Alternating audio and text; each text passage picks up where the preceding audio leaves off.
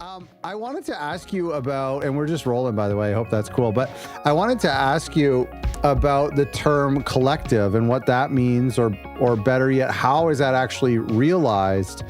I used that term a lot when I was starting my label in the early days because it was a group of not just the artists, but also the fans and sometimes their parents and there was photographers and video people and musicians who weren't necessarily on a label, but maybe played on the records and stuff. So what does that mean for you, and how does your label bring that term to life, that term of collective? Yeah, for us, I think we have a really big emphasis on bringing people together. And our number one goal, and I think what connected me and Deanna most, was like bringing people together through music and creating a community in a certain form, which is what I found is my favorite part of the music industry, is just meeting different types of people of all aspects and backgrounds.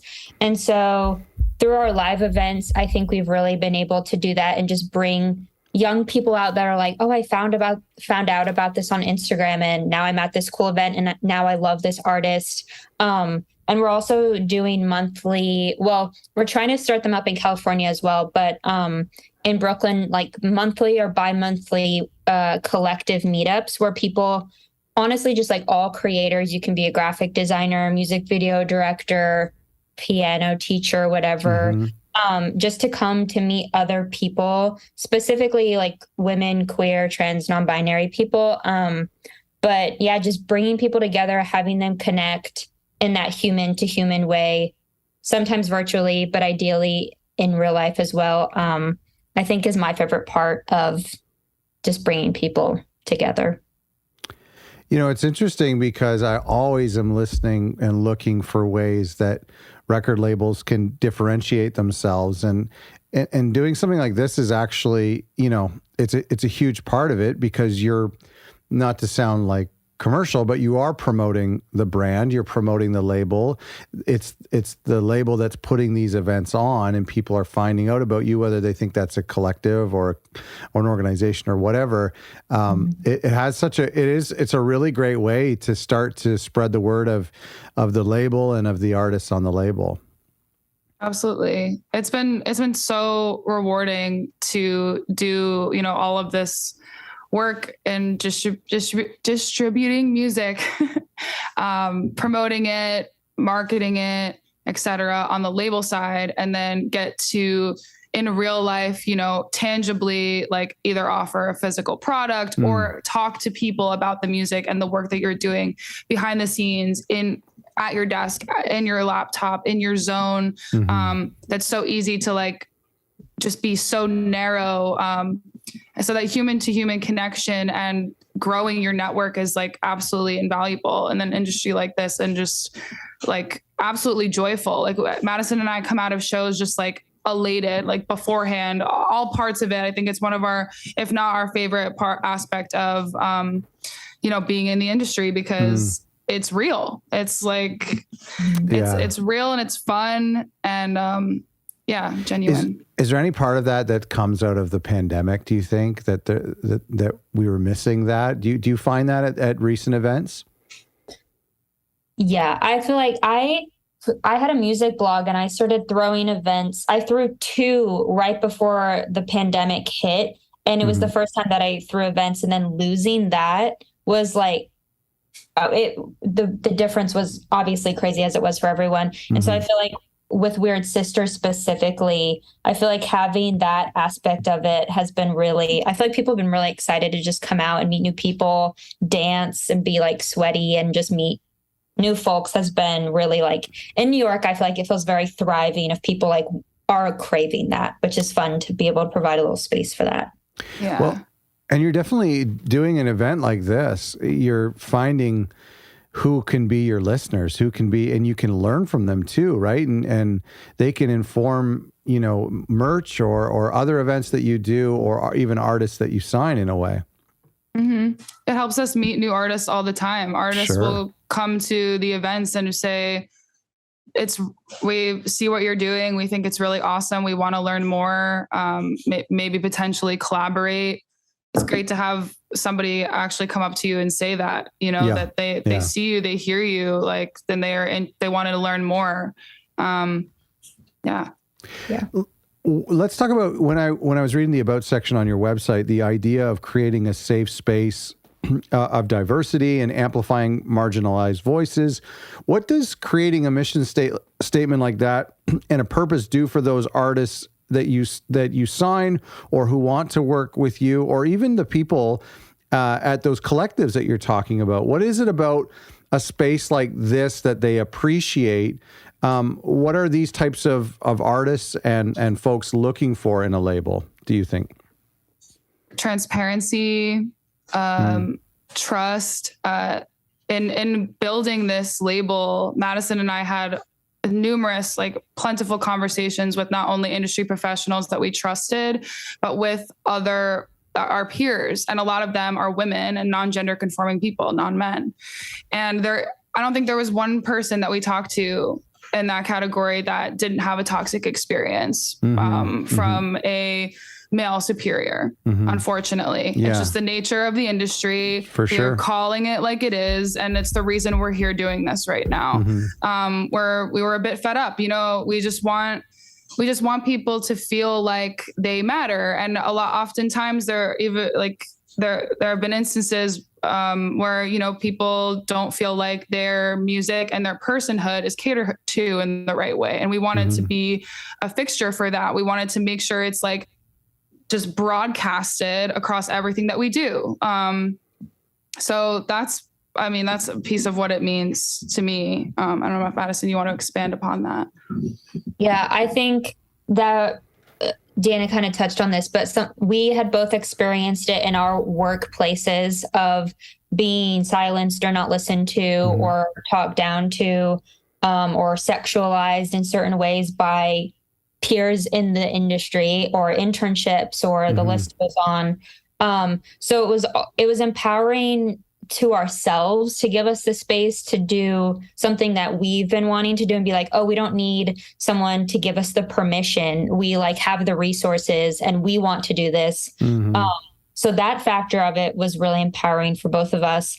And then I think that bleeds through in the artists that we work through. And also sometimes I find it funny when people there'll be a woman singer and then all white dudes in the background or things like that. I feel like something that me and Deanna find important is not just this singer, but building a whole, because music is so collaborative from every aspect of the editor of the music video or the person who does the stenciling for something or makes the merch, finding people that aren't just dudes. And it does take a little more work sometimes. Sometimes I'm I know my friend who would very easily do that because of just the circles or the people that are out there. And sometimes it does take more research and work, but those people are out there and they're super talented. And it's to be able to even connect those people with the artists that we're working with.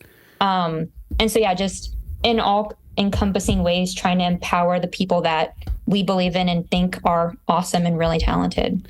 Yeah. I think the statistic is that 1% of production roles specifically in the music industry is made up of non-men. And so to be able to give those folks the opportunities over men who do just have, more access, I think that's just really important work. I think it's interesting, Madison, that you said that it's actually harder work sometimes to try to have that diversity. I've even found that on this show is, if I'm looking for an industry insider expert and what you talked about, Deanna, if I'm looking for someone in mastering or if I'm looking for someone in manufacturing, it actually, if I were to just put something on Instagram saying I'm looking for this type of person or this professional, I'll get all these responses from men. But if I'm looking to have equal representation on the show, which I always am with labels and with industry folks, I have to dig a bit deeper. I have to say, no, still looking and ask a little bit more. It's interesting you said that it's hard work, but it's a byproduct of the past 10 or 20 years where it has been easy. It has been the default for men to assume these roles. Exactly. Yeah. I'm curious too about how this movement and this way of thinking can affect the music too as well, and opening up new. I mean, things have been homogenous for the past several decades, and for now, for this to be to allow for new sounds, new types of people, new creatives to come in, I find that component to be really exciting. Mm-hmm. Let me ask you, we've had other labels like yours on the show in the past, and a few of them have taken this ethos and this mission statement and have become an official charitable organization. When you have such an explicit mission statement like this, do you have to choose between being a record label in the traditional capitalist sense versus choosing to be more of a charitable organization that supports your cause and amplifies these voices? Does that make any sense? Like, is it one or the other type of thing? I don't think so. I think it can be both. Like we work to incorporate activations that benefit organizations that we care about at our events, and at times when we are taking proceeds from, a Bandcamp Friday day, or just like royalties in general. For example, our last event was a Riot Girl aesthetic event, and we worked with Abortion Access Front. Because we were planning this event amidst the recent Roe v. Wade happening, overturning. You can swear if you want. If really was. If there's an easier word for it.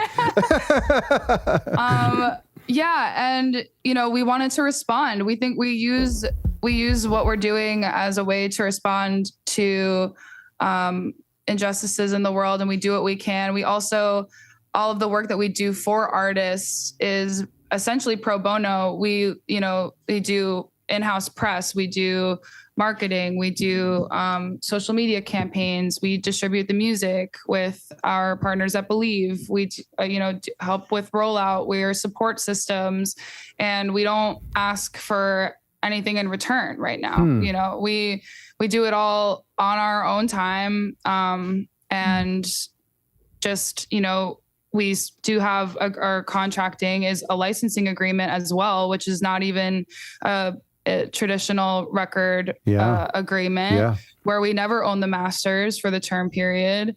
And we do split the royalties for the term period, but the artist is free to do whatever they want to do with the song for the length of the period. Wow. It's specifically because we believe in these artists. We want them to feel uninhibited. We want them to feel comfortable working with us and feel like they could do whatever they want, honestly, because a lot of these contracting throughout the industry is super, super tightly wound. You can't, if you feel uncomfortable in a situation, it's hard to leave those legal agreements without more legal action needing to be taken. And it's torn down. Artists have had artists stop making music for years. And that was another issue that we had. And that's, due to a lot of the patriarchal systems that are in place too, to like meet their bottom line and fill their pockets with artists that have more album deals. And so those are a couple of things that we do that aren't like specifically in the nonprofit realm or anything, but this is our way of giving back to our community and to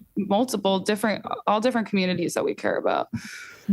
That's really interesting when you talk about that model for a record label, because what it ends up doing when I'm listening to you, I'm realizing it puts the onus on the record label to prove their value and to prove their worth to the artist. Because in the old days, it was like, well, we have you under contract. So if we sit on your album, if we don't do anything to promote you, you can't go anywhere anyway.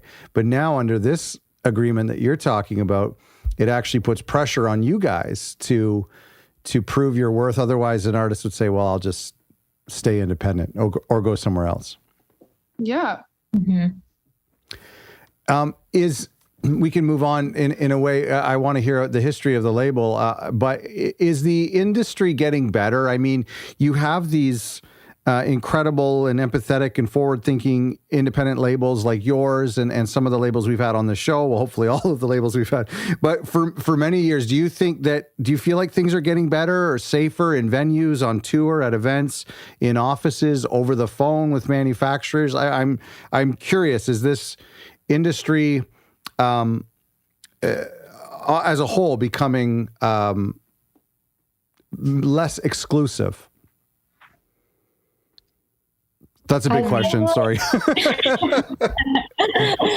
I feel like yes and no. I do feel like on the whole, it feels like no. And I feel like I read things all the time that are really exhausting and feel like there's definitely moments where I'm like, nothing means anything. Everything is pointless. I just want to like fall in a hole and everything sucks.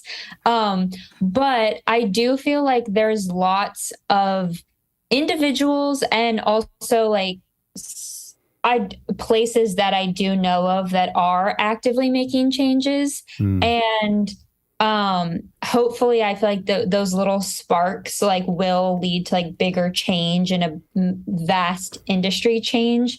I definitely, I feel like after 2020, I mean, I feel like perspectives of people did shift, but I was in a really toxic work environment in like 2021 that I'm not in now, but that like after COVID and pretty recently. So I feel like, it's varying on the people. I know like me and Dana have met some lovely humans in the industry that are like making the steps. So I have hope, but sometimes it does feel very overwhelming. But I do think that there are people moving in the right direction, which is good. It's totally incremental. Like it is still a very niche thing. Like I think we are a very small part of that incremental change at this point. Like even just being able to talk about it, and like admit that the system is fucking broken, like, and just to like talk about that. And I mean, I think people have been talking about that for a very long time, but to like, make it the bedrock of what you're doing and like actively work to change that by working with people who don't get as much opportunity as the rest of the world, the rest of the industry, I think is like just a small part that we can do to make a change. And it's exciting to see people who not only are interested in what we're doing, but are interested in doing similar work. Right. And there are, like Madison said, small pockets of it. And as long as those pockets keep becoming, keep increasing, then I think we'll get somewhere, but that's a little daunting. I imagine the macro, like you said, Madison, is doesn't seem like it's moving, especially when there's a new story about a problematic person every day. But I would imagine those events that you do and those gatherings with your collective, that's probably where a lot of the encouragement and excitement comes through, I would imagine. One of my favorite Instagram messages, like when we first started, this woman messaged us and said that she's in her 40s now and has kids, but that if something like us would have existed when she was in her 20s trying to make music, that maybe she wouldn't have like quit. Oh my gosh, and she was like, I just want to say that and like let you know. And she was like, I'm not asking for anything, just want to let you know. So little things like that and the people we meet are definitely like lights along the way. Yeah. That's incredible. And it's really sad to think of the amount of like artists that we'll have never have gotten to hear, or albums that we don't have in our collection because back then, even if they weren't, even if there were people who weren't actively pushed down and rejected, but it just wasn't the norm to pick up a guitar and to say, I want to do this for my career, for women especially. And to think of what we could be missing out on, what we probably have missed out on for sure. Definitely. Something else you mentioned on your website I found really interesting, that no two artists are alike and that each artist essentially deserves their own bespoke service from your label. This was something I read in your bio. And this is often overlooked, and I think it's interesting that you guys say this. And even, for me, talking with some of the when I talk to labels on the show, or when I do an episode and I'm talking to everyone, I often talk broadly, and that's maybe misguided, because the truth is we should be looking at these hyper unique promo strategies for each individual artist and even individual labels. But talk to me a little bit about that and what that looks like for you guys, because now that I talk about it and I read it on your website, it seems completely obvious. And maybe I've done that in the past without knowing it or putting a name to it. But I think generally that my promotions are the same. My tactics are the same for all of my artists and for all of my releases. But talk to me a little bit about how you kind of strategize for each artist specifically on your label. Well, yeah, we realized immediately, like throughout our mutual experiences in the industry, that there isn't a one size fits all medium for releasing music, two, and based on the artist's personality, their style of releasing music, their workflow, everyone's very different. And some of the standard practices for marketing or releasing music might not benefit or be as engaged by artists if they're not if it's not catered to them in a certain way. So what we do, and I think, a lot of labels do this when initially generating a relationship with an artist, is just kind of having initial, like, broader conversations about who they are as a person, what's their side hustle, where are they in their music journey now, how do they work, like, would you prefer a spreadsheet or like a Trello panel or something like that? Just like little things that might, like, that are different from artist to artist. But also we do have like a baseline, system for everything, but we can tweak it to how people work. Some people don't need a full-on digital marketing doc for social media because they post so frequently and have all assets and stuff like on their own, that, like, if we just say, like, okay, you post from this period to this period, then they kind of just can take it and run with it and have their audience and are consistent with engaging, which is what we want anyway. Some artists need, like, post this day, post this day on these platforms, and all of that. And either way, it's like, we want them to feel comfortable with the flow, with, like, how they're releasing music, how we're engaging with it, what we have access to, what we don't have access to. So yeah, it's really specific to each person, and it's actually kind of enjoyable to develop. So what comes out of it sometimes are, like, new ways of doing things that you maybe wouldn't even have thought about before, because you have to, you want to do something that, like, benefits the style that the artist works in. And I think sometimes that is missed in labels because they do have, standard practices and best practices for the label, which is great. But sometimes it just doesn't resonate with artists. Artists are very quirky people. Artists don't work in linear fashion. It's just not the way it is. So it's like, why don't we understand that and, like, not be afraid to zigzag, That's really interesting. And how, this is kind of off a little bit of a tangent, but you were talking a bit about social media. How much do you care about, kind of the social presence of an artist? Do you want them to be really actively engaged? Like, what if they tend to just stay in the studio and just, are a hermit when it comes to social media? Like, do you have, like, a type of artist that you like to work with, or how does that work with working with an artist and their specific needs or desires? I think it's fine. I think listening to the artist is 100% always our goal. And I've worked with artists in the past. I've managed artists who their labels have shoved TikTok down their throat. People love TikTok. They want to get the numbers. And like, I've seen artists, like, literally, like, almost having panic attacks about having to, like, hit content numbers, or, oh my God, I have to make this video. I'm so uncomfortable. I really don't like the way I look right now, or I just got off my work shift and I'm exhausted. I feel like me and Dan we want to create an environment, or strive to, where we're listening to the artist and we don't want them to feel like they have to hit a quota for, because it's also like, I feel like the audiences read right through that anyways. Yeah. Like, Yeah. it's like if you're making a TikTok or like some people have it. We've worked with artists that are really good at social media. They enjoy it and it's like content's flowing and they're really great at it. But if you don't like it and you really are opposed to it, we're down to find other ways to market you, because at the end of the day, it's about making sure people are happy and comfortable, I think. I get a panic attack when anyone says TikTok. I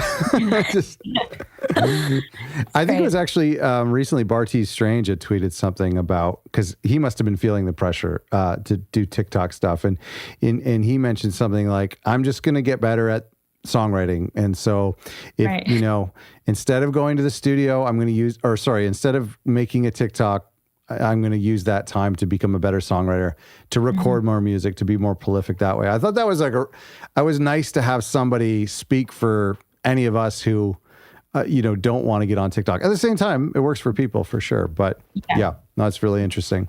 Yeah, totally. Tell me about the origins of this record label and the meaning behind the name too, and the impetus behind launching in 2021. I mean, 2021 was a strange year because the pandemic didn't want to go away, and I know people who started in 2020, bless their hearts. I mean, they obviously were misguided or they had a lot of free time on their hands, and then I get people who would start now in 2022 because it's a good time to start new things.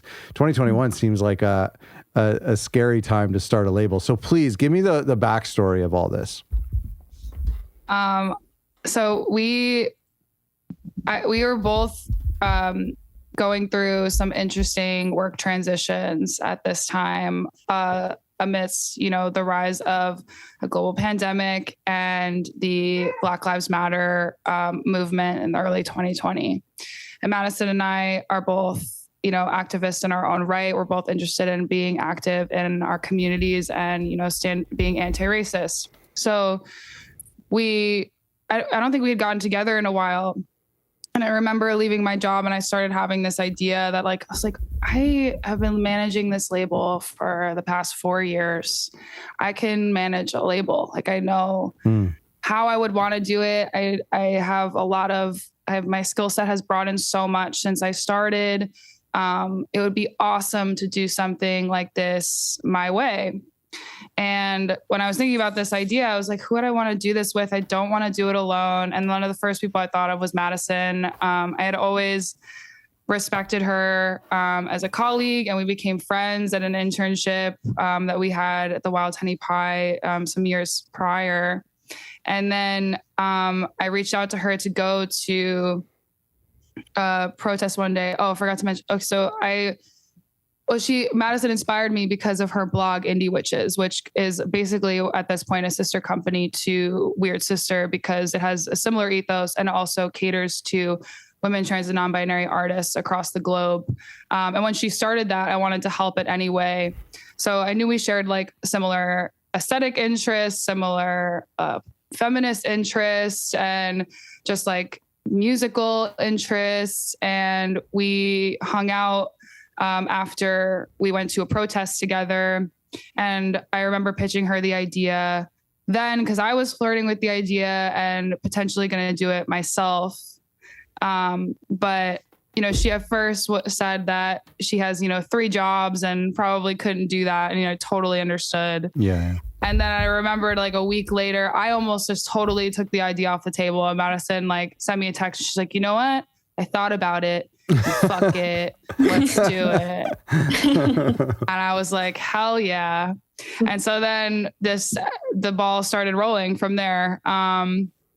And we started the first thing we did was started drafting a business plan and having conversations with people that we trusted, like I mentioned earlier, and people who have started their own labels, publicists, just a lot of different people in the industry, just kind of letting them know what we're doing, what our goals are, what they, what they see in the industry right now. And it was actually a super awesome and insightful process for us. I think it got us like started off really strong with not only a support system, but also a lot of like fantastic insight from people we already trusted. So yeah, that's how we got our start in 2020. Sorry, can I just interrupt you for a second? I want you to just expand about this idea of these mentors. So were these cold calls, or were these people you knew and trusted? Like, how'd that work? Yeah, they were mostly people we had already formed some relationships with. Okay. Yeah, some people from 2220, the label that Madison had worked for prior, or was I think working for at the time. Yeah, I'm still kind of working with them, but and still working with them. Yeah. Yeah. It was like a string of like, it was the people that we knew in our orbits. And then we had so many people that were like, oh, you need to talk to this person, or like, this person's really great. And then it just like grew. And it was also like, well, I don't want to like side note Deanna, but it was also one thing, but I feel like during we had that impetus thought of, well, she approached me and I was like, oh my God, as she said, I had a million jobs because I live in New York and it's expensive. But I was like, I couldn't stop thinking about it once she said it. I like literally was like, it wouldn't leave my brain. And I was like, okay. I was like, I feel like we have to do this. Yeah. So yeah. I texted her, I was like, okay, let's do it. But from like late summer or early fall of 2020 to 2021, when we officially launched, was like a lot of like the groundwork. So we were like working all throughout that time and had a really long layout process before we launched, because we wanted to be really foundationed with what we wanted to do before we like went public with it. Yeah. That's awesome. So I'll let you get back, Deanna. I just do think that mentorship thing, whether it's people you know or people that recommended to you, is really cool. And I got to imagine that it would really help. Yeah, it definitely did. Like it's okay. I think awesome conversation that we had that was more of a kind of cold outreach, but just like, hey, we love what you're doing and we want to do something similar. Where was the woman who owns Hot Tramp, who is also in Canada, I believe. Okay. She's really cool and has like a consistent roster of 3 artists, I think, right now. And that was a really insightful conversation because she was, it was, I think, one of the only like strict, like fully women owned and operated labels that we like spoke with. Yeah.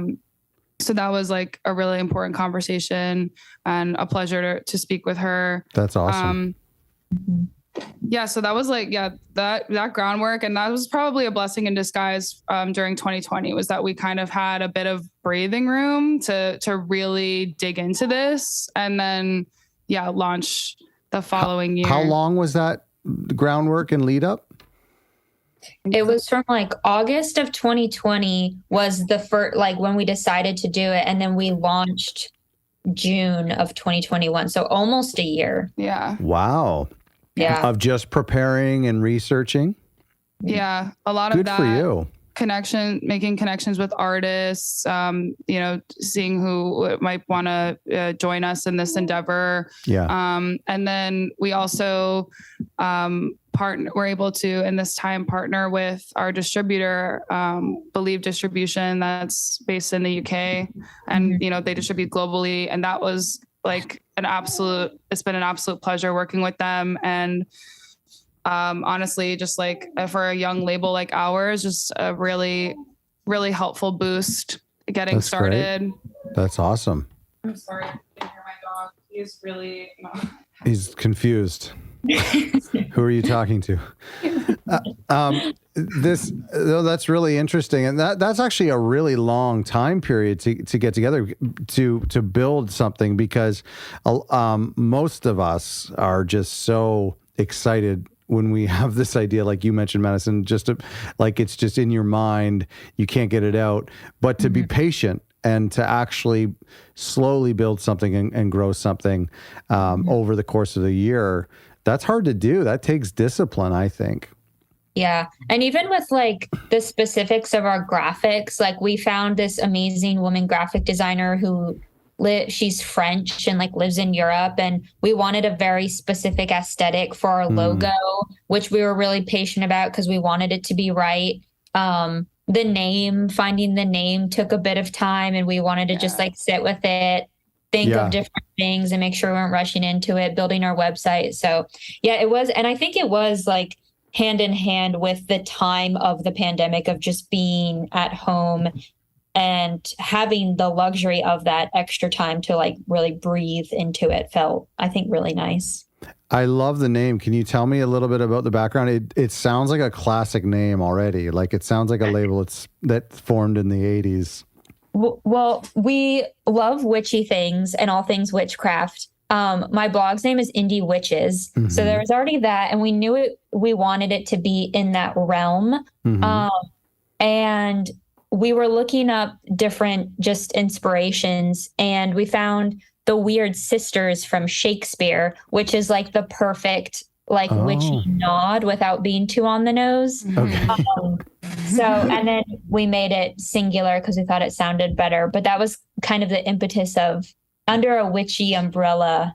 We also just like the way it sounded too.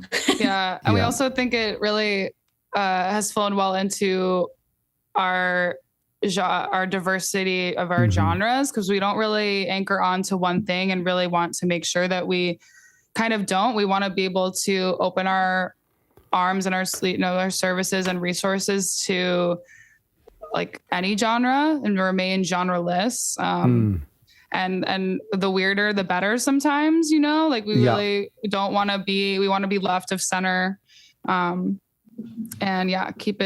stay weird with it. Well, we had this, and I think it's one of those names where, like, for anyone who knows, the ethos of the label, or even if you don't and you just stumble upon it, you can kind of put the pieces together, or you can kind of give it your own meaning. I feel like that's kind of almost like there are multiple meanings. We had this label in Canada that started years and years ago called Weird Canada.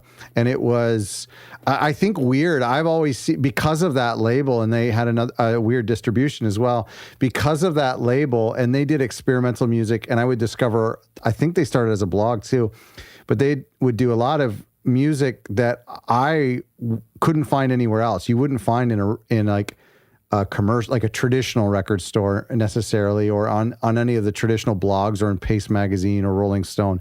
And so I think of weird as an adjective in the music scene as a good thing. Like if somebody's describing their music as weird, I probably want to hear it at least. You know what I mean? Totally. We feel the same way. That's good. Yeah. So you said June 2021. Is that the official launch? Or sorry, 2022? 2021. 2021. Yeah, it was. 2021. Yes. Okay. Years are so weird these days. Oh my gosh. It's brutal. Brutal. Yeah, we launched June of 2021 with our first artist, Shug Daniels. And so did you want to have an album, a release? Like, I sorry, I just want you to, I'm going to fill this question in and then you answer it. But I just feel like some labels, they don't know when to start. Do I start when I get the logo? Do I start when I get the website? Do I have to wait until I sign a band? Do I have to wait until I sign a band and they have an EP? What was your process? We definitely wanted to have like the logo and our aesthetic groundwork and mission statement, all of that in place before launching, of course, but we also did want to launch with a release, and we partnered with Shug Daniels on that, and it couldn't have been a more like vibrant and exhilarating time. She's just like she's an absolute powerhouse and a pleasure to work with. And it was an honor that she was playing in a band called Hoochie Coochie for a while that was based out of Delaware. And I knew her because I was in the Jersey scene, and they would play up in Jersey a lot. And so that's when I started developing a relationship with her and the band. And then she actually, like right before, as we were launching, released her first solo single, and I loved it. And I didn't know that she was doing solo music. And I was like, hey, would you be down to like re-release this with us? and release the rest of your EP. And we had multiple conversations about what we would do as a label representation and with the music. And it just took off from there. And it was so exciting to have an artist to launch with. Honestly, I think it was perfect.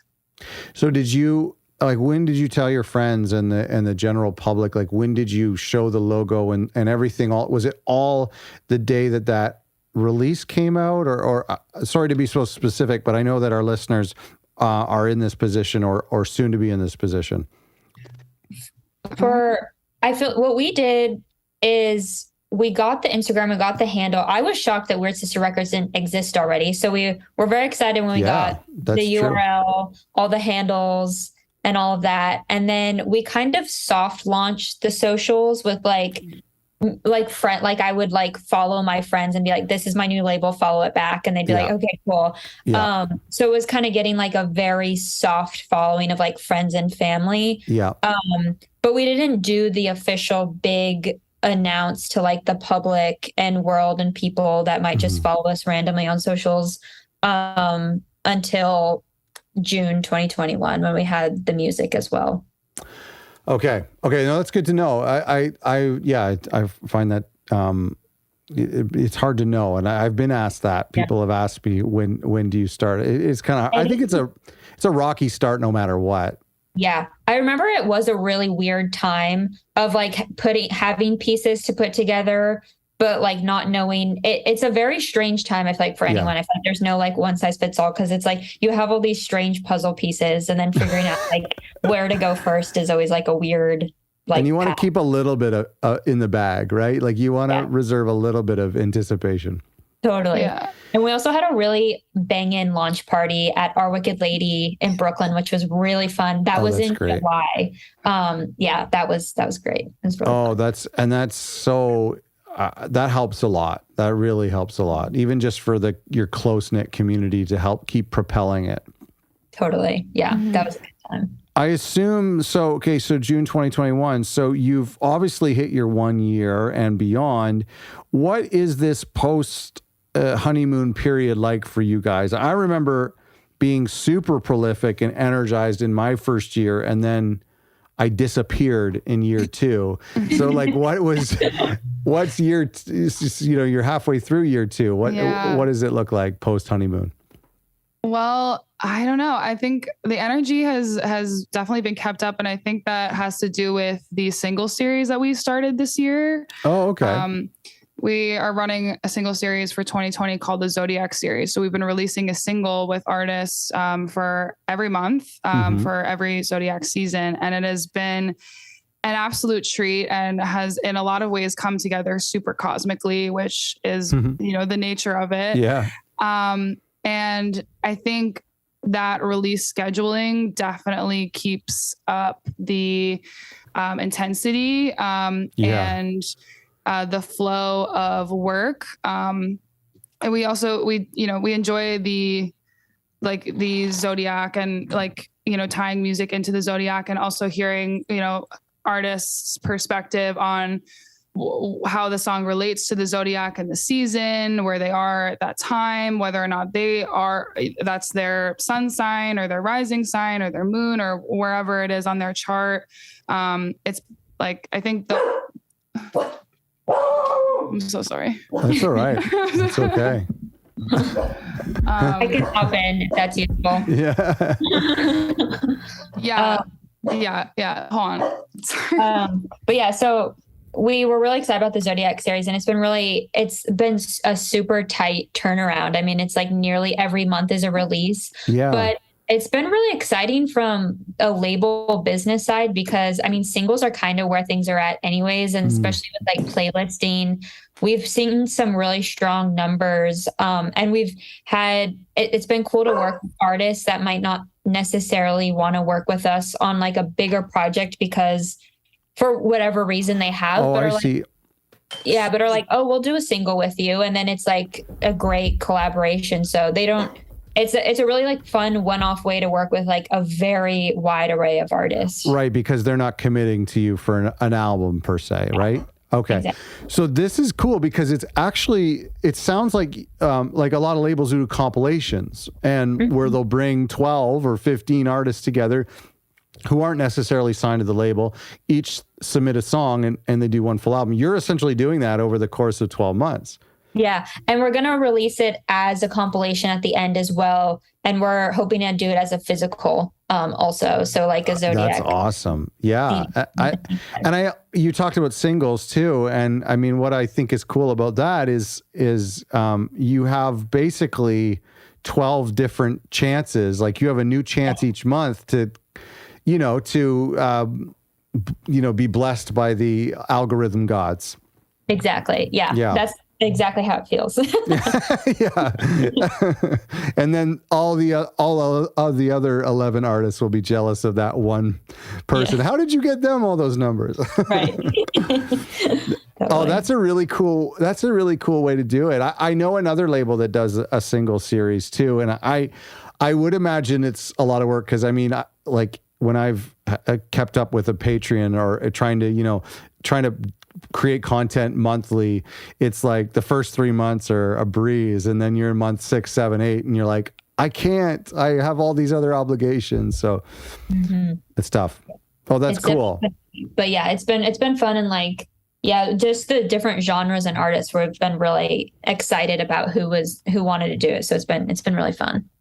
Yeah, we have our next release comes out on the 14th, and this song was actually signed at the very last minute because the artist Evie Echoes played our last event, our Riot Girl Fest, and hadn't shared the song with us, but during their set was like, yeah, I'm about to play this song that I actually was inspired by Weird Sisters Zodiac series. It's called Little Libra. And me and Madison were like, Well, it was crazy because the only sign that we had left to fill was the Libra spot, and we didn't tell her that, and so she just like mystically knew. Like if it was Capricorn, we would have been like, "Oh, that sucks. I already have a Capricorn song," but it was like, so magically aligned. So that cosmic. That was that's awesome. So that was a super fun way to listen to that song for the first time, and we're really excited to release it on the 14th. Yeah. Well, I love that what's cool about this series is that you've given yourself a challenge and you kind of have to stick with it, and it's kind of a way. You're forcing yourself to be consistent. I think other labels should do something similar to this that forces them to not take a month off and to kind of keep at it. I highly suggest it for other new labels. I think it's a really cool way for both the artist and the label. I feel like it's mutually beneficial for both folks involved. At least in our experience, we've really enjoyed it. Yeah.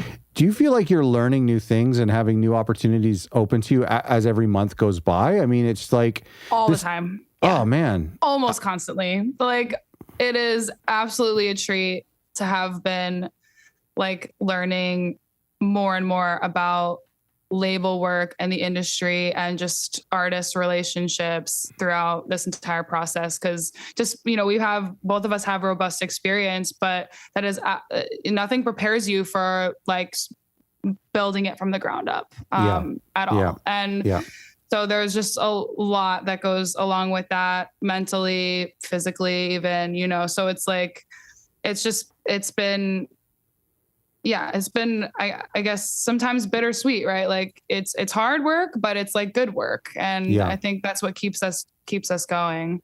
Yeah, no, that's great. I want to end on a sour note here. Tell me, what has been some of the biggest challenges for you guys in the past year and a half? Well, for me, it's time management because I still have other jobs because fortunately, this doesn't pay our bills yet, but I'm waiting for the day that it's their main thing. But I have a full-time job. And so it's just really difficult sometimes. And like, I feel like for any other person starting a label, I feel like that's the one thing that I'd be like, I mean, financially, it's like, it's not really, unless you get like super lucky and strike gold, but like, feasibly, it's not probably going to be like your main source of income for a very long time. So figuring out ways to be able to work your other job, do this, and like put time and energy into it, but also making sure that you can financially support yourself is always just a balance of all the things. There's days that it feels so exhausting, but overall, like Dana said, I mean, the thing that gets me excited is like, I am so passionate about Weird Sister, like getting to talk to Deanna and being our own bosses and the artists that we care about is like literally the only thing that gets me like through it. Cause if I didn't care, I'd be like, oh my gosh, so much work. But that's the reason I can keep going through it all. Yeah, that's awesome. I think it's for me also time management, but also not avoiding burnout because it is very real despite the amount of energy, like despite us feeling energized by the releases, by the events that we're doing, the events and the release, all of that helps a lot. But there are days, you know, where it's, there's a lot of like solitude, like kind of lonely work, right? Like it's just behind a screen. You're just kind of hoping that people will respond to the music and respond to you. And some press campaigns can do better than others. And, you know, some, posts have more engagement and songs stream better or worse for the first 28 days, you know, and just those fluctuations can lead to, some of the effects of burnout. But I will say that if, you know, you pace yourself and you also do things like meditation or like walking your dog or like going to see a show, like unrelated to any of the work that you're doing, and like get outside your head and outside of your body and like move your body, like those things everything can come back into focus, you know, and I always find myself like remembering why I'm doing what I'm doing, and that whether or not that's an amazing conversation that I have with Madison during the week, or an amazing conversation with an artist, or a new song that hits our inbox. It's like, you know, it's like those things make it worth it, despite the challenges. So when you have I love all this, when you have a full-time job or many full-time jobs, and you're trying to do this in the evening or in the early mornings or on the weekends, you know, sometimes you need, you know, like some sort of outside stimulation just to motivate you, especially when the excitement wears off, or especially when you're doing some of the mundane tasks. You talked at the very, very beginning about Deanna had the idea and Madison was too busy. And then Deanna was about to ditch the idea and Madison was like, no, let's do it. I got to imagine that the two people would help like push this forward, because the chances that both of you are depressed and uninspired on the same day, right? Like you got to think, you would hope that it's that when one person doesn't feel like doing it, the other person is up for the task. Is that true?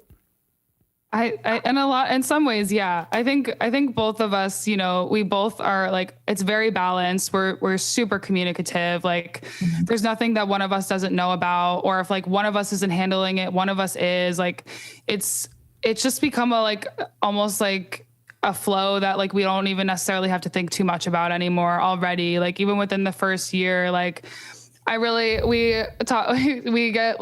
have our little blocks of time where we like reflect and get emotional, and we're like, we're doing this, you know, like we're really doing this, and we're like doing good work, and like we celebrate it, you know, like in our own little ways. And you know, it is, I do commend people that can do it by themselves, but to have someone that you trust by your side, that you can bounce ideas off of and just like gets constant support from. And if something's bothering you during the day, even if it's totally unrelated to what we're doing and it's feeding into the work that we're doing, and maybe, you know, one of us needs to take a step back for a few days, et cetera. Like we are fully supportive of each other. And I think that is part of the reason why maybe I wouldn't have necessarily gone ahead on my own as full force. Maybe it would have taken me a little bit longer. Yeah. Maybe it would have been another person, but I'm so thrilled forever that it's Madison and that like we're doing it, you know, like, so yeah, it can be hard sometimes, but I don't know. We have a good thing going on here. I I can't even imagine doing it alone. I like people that do it by that. I'm like, it's crazy. And it makes it so much better to have someone by your side for the wins as well. So yeah. Yeah. It's so much more fun. Like we have a lot of fun, and I hope that people that are starting labels make sure that they have fun with it too, because that is sometimes can be so on the back burner, but And also, this was a piece of advice, real quick. This was a piece of advice that someone gave us, one of the mentor people. But he said that him and his friend did it. And he said, remember that you're always like friends first, and to put your friendship first as well. And I feel like that's really important. Of like, at the end of the day, like Deanna as a human matters most. And like anything like Weird Sister or business related, I don't ever want that to come between like us as humans and friends. Right. Yeah. Yeah. This has been so fun to chat with you guys. That's a great note. That's a great note to end on. So let's look at this real quick. WeirdSisterRecords.com. Everything's spelt normal. Is that right? And then WeirdSister.Records on Instagram. Yes. Weird Sister Rex on Twitter. I'm sure people will find all these. WeirdSisterRecords.bandcamp.com. And I would suggest a lot of people go to WeirdSisterRecords.com, because that's really where the hub of everything, literally it is a hub.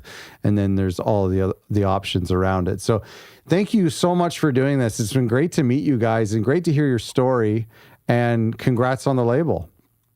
Thank you. Thank you so much for having us. So much. This was a lot of fun. Like, you're a little kind of record label celebrity, so this is pretty cool.